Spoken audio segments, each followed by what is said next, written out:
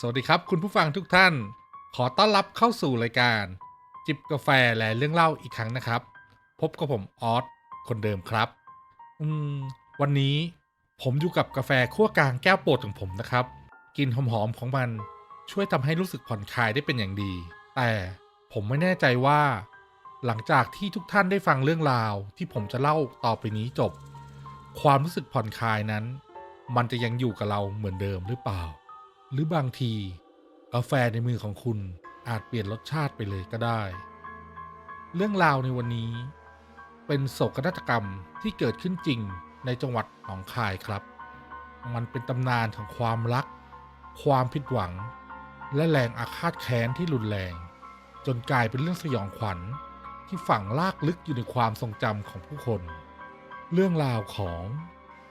ผีสาตายท้องกลมแห่งบ้านหัวลำโพงครับเรื่องทั้งหมดมันเริ่มต้นที่หมู่บ้านเล็กๆที่ชื่อว่าบ้านหัวลำโพงที่นั่นมีหญิงสาวคนหนึ่งชื่อว่าสาคุณผู้ฟังลองนึกภาพตามนะครับสาคือผู้หญิงที่งดงามทั้งรูปร่างหน้าตาและกิริยามารยาทเธอเป็นลูกสาวของผู้ใหญ่บ้านที่ใครๆก็เคารพรักความสวยของเธอเป็นที่เรื่องลือไปไกลเลยครับ หนุ่มๆทั่วสารทิศต่างหมายปองอยากจะได้เธอมาเป็นคู่ครองแต่ในบรรดาหนุ่มๆทั้งหมดนั้นหัวใจของสาดันไปมอบให้กับชายคนหนึ่งจากหมู่บ้านข้างๆชายคนนี้มีชื่อว่าโตชายคนนี้มีชื่อว่าโตครับรูปหล่อคมคายแต่ความหล่อของเขา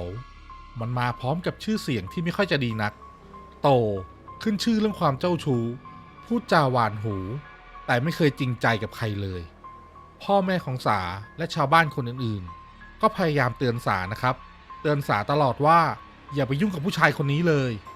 แต่คุณผู้ฟังก็คงเข้าใจนะครับเวลาความรักมันบังตาคำเตือนใดๆก็ไร้ซึ่งความหมายสาไม่ฟังใครทั้งนั้นครับเธอมอบทั้งตัวและหัวใจให้กับโตโดยที่ไม่เคยรู้เลยว่านรกกำลังรอเธออยู่ข้างหน้า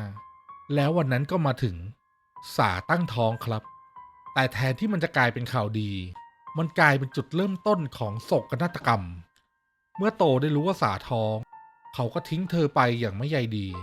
หายไปเลยครับ ทิ้งให้สาต้องเผชิญกับความอับอาย แรงกดดันจากครอบครัว และสายตาดูถูกเหยียดหยามของชาวบ้าน ความเสียใจ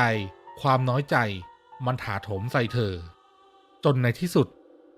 สาก็ตัดสินใจทำอะไรบางอย่าง คืนนั้น สาเดินฝ่าความมืดเข้าไปที่บ้านของโตครับ เธอหวังเพียงแค่จะไปถามหาความรับผิดชอบ ขอร้องให้โตกลับมารับผิดชอบลูกในท้องของเธอ แต่ภาพที่เธอเห็นคือโตที่กำลังดื่มเหล้าหัวเราะอย่างสนุกสนานกับเพื่อนฝูง พอโตเห็นสาเท่านั้นแหละครับ โตด่าทอขับไล่สาอย่างขหมูกับหมา สาสุดตัวลงอ้อนวอนทั้งน้ำตา แต่สิ่งที่เธอได้กลับมาคือความเย็นชาและเสียงหัวเราะเยาะของเพื่อนๆโตและวินาทีแห่งความโกรธแค้นนั่นเองโตบันดาลโทสะผลักษาเขาอย่างเต็มแรงร่างของหญิงสาวท้องแก่กระเด็นถอยหลังกิ้งตกบันไดบ้านลงมากระแทกกับพื้นอย่างรุนแรงเสียงหัวเราะเงียบกริบเหลือเพียงร่างของสาที่นอนแน่นิ่งอยู่ท่ามกลางความมืดคืนนั้นสาและลูกในท้องของเธอสิ้นใจไปพร้อมกันครับคุณผู้ฟังอาจจะคิดว่าเรื่องมันจบแค่นี้เปล่าเลยนี่เป็นเพียงจุดเริ่มต้นของความสยองขวัญที่แท้จริงต่างหากพอชาวบ้านจะทำพิธีศพให้สาความผิดปกติก็เริ่มปรากฏตอนที่พวกเขาจะยกลงของสามันหนักอึ้งผิดปกติครับชายชะกัน10 กว่าคนแทบจะยกไม่ขึ้นแล้วจู่ๆทุกคนก็ได้ยินเสียงเดียวกันเสียงทารกร้องไห้แหลมเล็กดังออกมาในโรงทุกคนขนลุกสู้แต่ยังใจแข็งพอพากันไปที่เมนแต่พอจุดไฟกับไม่ยอมแตะต้องร่างของสาเลยแม้แต่น้อยสัปเหร่อเท่ามองดูแล้วก็สายหน้าบอกกับทุกคนด้วยเสียงสั่นเทาว่าวิญญาณของสาคงไม่ยอมไปไหนความแค้นและความอาฆาตของมันแรงเกินไปแบบนี้คงเผาไม่ได้สุดท้าย จึงต้องนำร่างของสาเก็บไว้ที่ป่าช้าท้ายวัดไปก่อน และนับจากคืนนั้นเป็นต้นมาทั้งหมู่บ้านหัวลำโพงก็ไม่เคยสงบสุขอีกเลย วิญญาณของสาเริ่มออกอาละวาดครับทุกคืนชาวบ้านจะได้ยินเสียงผู้หญิงร้องไห้สลับกับเสียงหัวเราะที่ฟังดูเครียดแค้นมันดังโหยหวนก้องไปทั่วคุ้งน้ำชาวประมงที่ออกเรือตอนดึกต่างเจอกันทั่วหน้าบางคนเห็นผู้หญิงท้องแก่ผมยาวเฟื้อยยืนจ้องหน้าตาแดงกล่ำอยู่บนยอดไม้ริมตลิ่งบางคนก็เห็นเป็นเงาดำๆไม่มีหัวพุ่งผ่านหน้าเรือไปความเฮี้ยนของผีสามันทวีความรุนแรงขึ้นทุกวันชาวบ้านที่เคยปากพ้อยนินทาหรือหัวเราะเยาะสาก็เริ่มเจอดีกันทีละคนผู้หญิงไปซักผ้าที่ท่าน้ำถูกมือเย็นๆที่มองไม่เห็นดึงขาจากใต้น้ำผู้ชายที่นั่งอยู่ใต้ถุนบ้านดีๆก็เห็นขาคนห้อยลงมาจากพื้นเรือนพอเงยหน้ามองก็ไม่เจอใครได้จะกลิ่นคาวเลือดเหม็นคลุ้งแต่ที่น่ากลัวที่สุดคือชะตากรรมของเพื่อนๆโตไอ้พวกที่เคยร่วมวงเล่าและหัวเราะเยาะสาในคืนนั้นรายแรกอยู่ๆก็ล้มป่วยเพ้อว่ามีผู้หญิงท้องมานั่งทับอกทุกคืนจนขาดใจตายไปในที่สุดอีกคนกลายเป็นคนบ้าวิ่งแก้ผ้าทั่วหมู่บ้านกรีดร้องว่ากูขอโทษกูขอโทษก่อนจะวิ่งไปกระโดดน้ำโขงฆ่าตัวตายส่วนตัวต้นเรื่องอย่างไอโตล่ะครับเขาเจอยิ่งกว่านรกอีกทุกคืนที่เขาคมตาหลับเขาจะฝันเห็นสาในสภาพเลือดท่วมตัวมายืนอยู่ปลายเตียงแล้วถามด้วยเสียงเย็นๆว่าลูกเราอยู่ไหนไอ้โตเอาลูกข้าคืนมาบางทีโตก็เห็นรอยเท้าเปื้อนโคลนเดินวนอยู่รอบบ้านบางครั้งก็ได้ยินเสียงเล็บขูดที่ฝาบ้านและในคืนที่พีคที่สุดสาก็ปรากฏตัวให้เขาเห็นเต็มๆในห้องนอนร่างของเธอค่อยๆคลานขึ้นมาบนเตียงยื่นใบหน้าที่เริ่มเน่าเฟะเข้ามาใกล้ๆแล้วก็ซิบข้างๆหูโตว่ามึงต้องชดใช้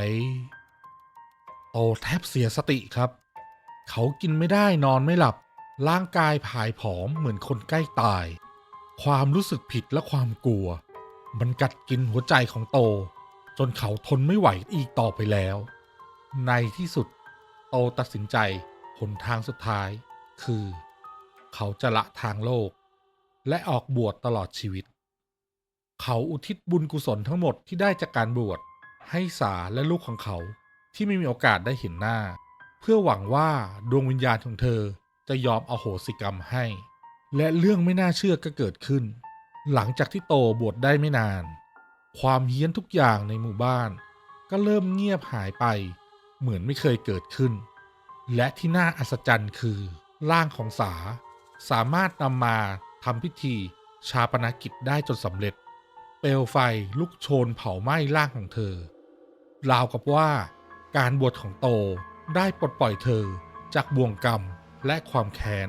ได้ในที่สุดเป็นยังไงบ้างครับท่านผู้ฟังผมเล่าจบแล้วกาแฟในแก้วผมก็เย็นชืดไปหมดแล้วล่ะครับไม่รู้ว่าเพราะอากาศมันเย็นหรือเพราะว่าเรื่องเล่ามันชวนขนลุกเรื่องนี้สอนให้เรารู้ว่าทุกการกระทำมันมีผลตามมาเสมอโดยเฉพาะการกระทำที่ไปทำร้ายหัวใจของคนอื่นบาปกรรมมันอาจไม่ได้มาในรูปแบบของวิญญาณอาฆาตเสมอไปแต่มันจะย้อนกลับมาหาเราในรูปแบบใด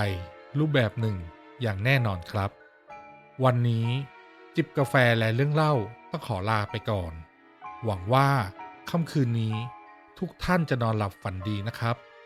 สวัสดีครับ